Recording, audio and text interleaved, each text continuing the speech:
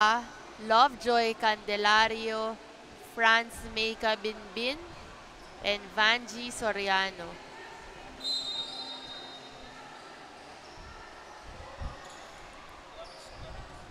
And for the J3, we have Nordia Senin, Kang Yi Tan, Shu Ying Lu, and Cheryl Tang. Match officials for this ball game.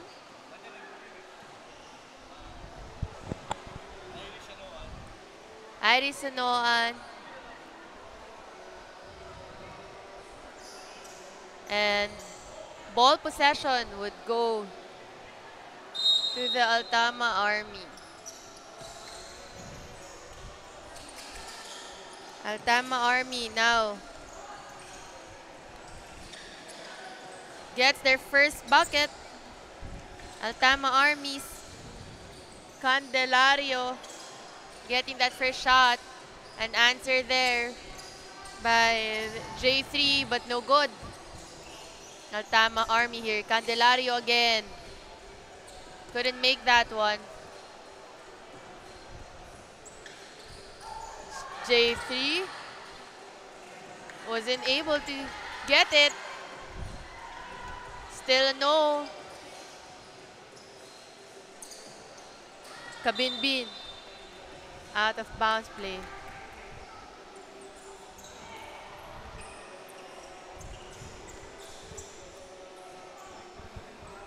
Tang coming in for Senin, sorry. Coming in for Cheryl Tang.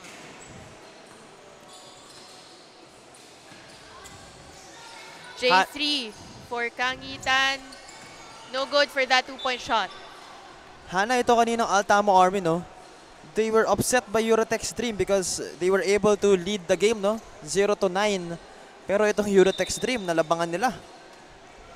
Itong Altama Army, so they got the loss that time. Actually, they have 2 losses na. And medyo masakit yun since considering na ang ganda ng performance na pinapakita nila. Even though they are losing. So, yun yung kailangan nilang gawin.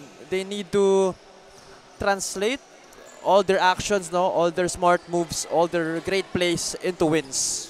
And they should work on that consistency also to get that win since para hindi rin sayang ang kanilang pinagtatrabahuan na points.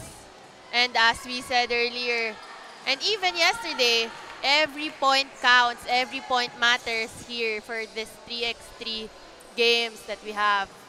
And here we have Altama Army tying the ball game with J3 and ahead again with Candelario.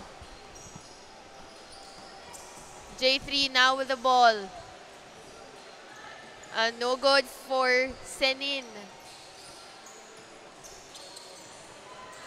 Soriano with the drive, no. Picked up by Senin. Senin passes it to Xingying Lu. Lu.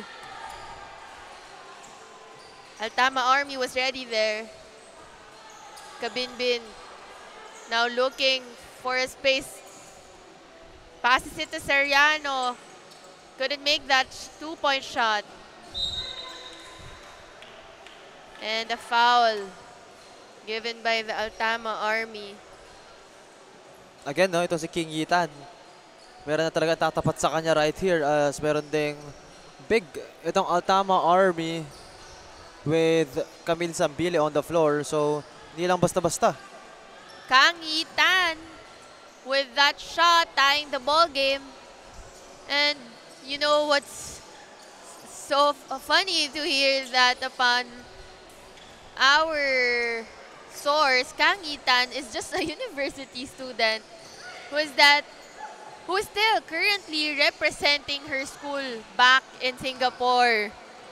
So, ang ganda din talaga ng future nito ni Kang Yitan, showing a great games here yesterday also with our Premier League 3 and still dominating with this Elite Invitationals. And now, Kabinbin couldn't make that shot. Again, Kang Yitan Rebounding, passes it to Cheryl Tang. Cheryl Tang wasn't able to convert. Alam mo, Hana, itong Altama Army, no, they are looking confident on hitting the jump shots. Hindi ko napapansin na umaatake sila masyado, no. I can see na they don't hesitate in shooting the outside shots, which I think can be a good rhythm maker for them if napasok nila. 4-3 for this ball game.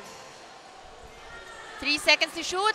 And Kang Yitan tying again this ball game.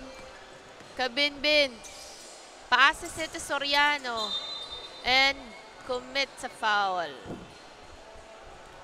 Again, ito si Kang Yitan. She has scored 2 points now. And nung previous games sila, medyo like the struggle siya, no? But she is really the main girl na inaabangan talaga ng J3 right here. So, mukhang nakukuha na yung rhythm niya, and I think that's good news for this J3 team. And free for Xu Yinglu. Tying the ball game once again. Xu Yinglu, who after a long competitive career took a 3-year break from basketball, and just recently she came back to level up her game once again. Grabe pala yun, Hana, no? 3 years off basketball, pero nakikita pa rin natin na she still got the moves, no? She's still in good condition. She still has that good feel of the ball. So I think itong basketball talaga, no? Once it's in your blood, once it's in your system, di mo na matatanggal yan, eh. And it doesn't seem that she had a long break actually, showing off great moves still and a good condition here. Talagang pinaghandaan niya itong 3x3 Invitationals and our premier leg yesterday. Cheryl Tang now with the ball, wasn't able to get that. Kabinbin with the ball. I like their jerseys, no? It makes Kabinbin look like Stephen Curry here. Actually, ang 30 pa na tas, actually, ang naalala ko is FEU Tamaraws, eh. Because green tsaka yellow. Pero it's really a nice color, no?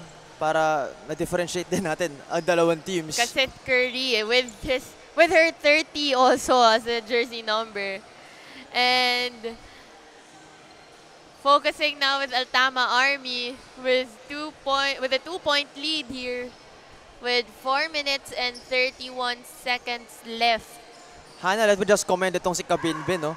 Kita natin yung galaw niya na, speaking of Stephen Curry, she is very flashy. Kita natin yung mga shiftiness niya. And mukhang naglalaro na siguro ito ng matagal, no? Itong si Kabinbin, kitang-kita sa galaw niya, no? Kitang-kita na may forma talaga yung laro niya. Talagang may forma kasi siya lang naman ang MVP galing sa Lyceum of the Philippines, MVP in the WNCAA way back, and currently still part of the national team and the Army as well. At tinatawag nga pala natin, dapat pala natin din tawagin siyang private first class. Kasi nasa Army nga pala sila. And actually, nakakalimutan ko na taga-Army sila considering how they're playing, no? Ako, kung hindi ko alam na Army sila, I think I'd assume na they're full-time professional players, no? Alam nito si Kabinbin, I don't know why I'm so fascinated with Kabinbin, no? Kitang-kita ko lang talaga sa galaw niya. Like, it's really shifty, no? Na kumbaga, hindi yun yung inaasahan mo sa kanya, eh. Since maliit siya, di ba? And she can be very dangerous also for this J3 team. And Candelario not getting that shot that she wanted. J3 looking to cut the lead. Still couldn't convert. And here we have Vanji Soriano. Soriano's first 2 points. And a bucket also earlier. And extended the lead to 4. A foul was called, and now we have Xu Yinglu again on the free throw line. Shu Yinglu cuts the lead to 3.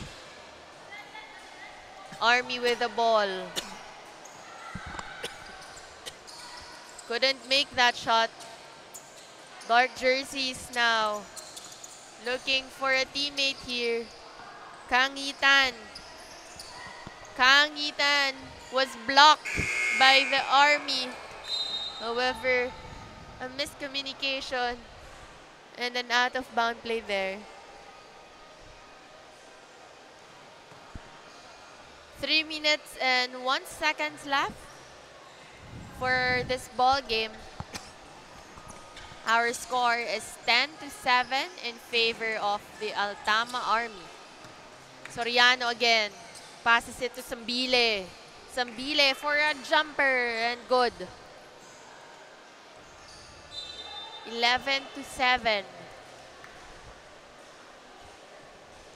Sambile, a former forward at for the FEU Lady Tamaraos, was held also the MVP for the UAAP and former Gilas national team. And currently she plays for the Army basketball and part for the handball national team.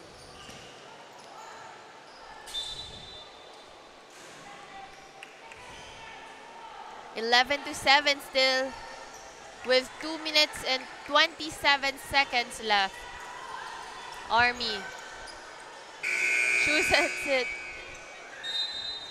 They only have how many seconds with that shot clock?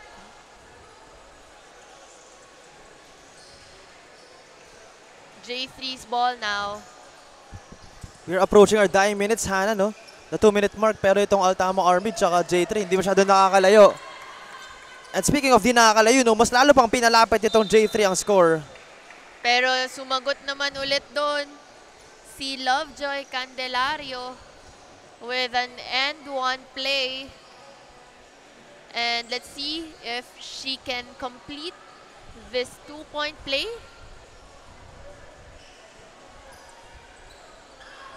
And completes that 2 points, extending the lead to 4.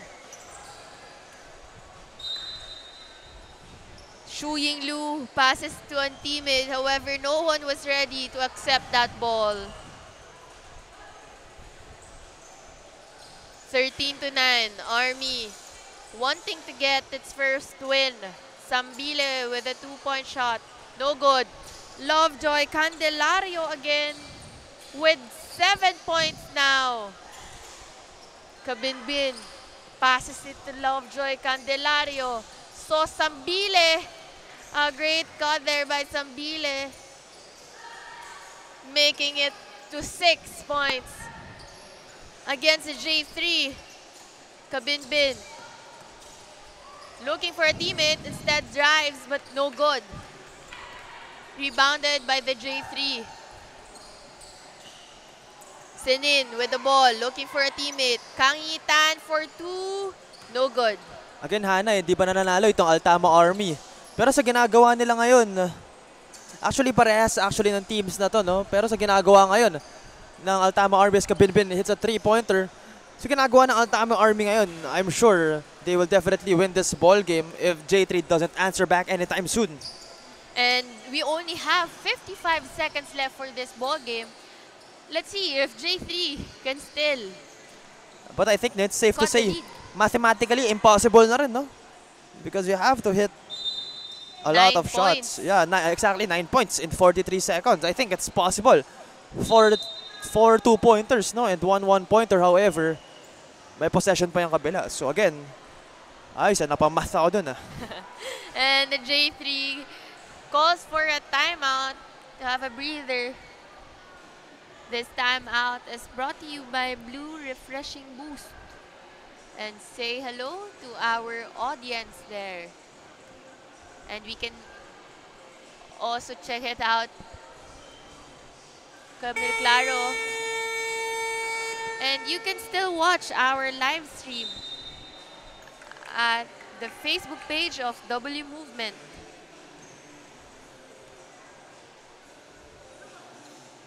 We are on our 11th game.